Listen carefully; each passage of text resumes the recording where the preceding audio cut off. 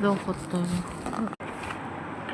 তোমার সঙ্গে দেখা হলে, কবিগুরু সুনীল গঙ্গোপাধ্যায়।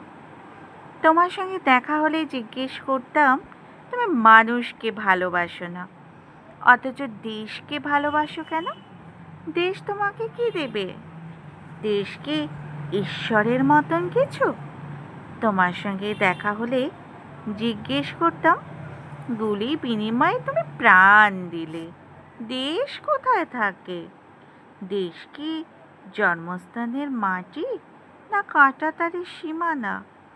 বাস থেকে নামিয়ে যাদের তুমি হত্যা করলে, তাদের বুঝি দেশ নেই?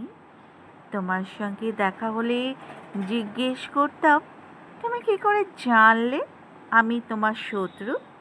কোনো প্রশ্নের উত্তর না দিয়ে তুমি আমার দিকে রাইফেল তুলবে?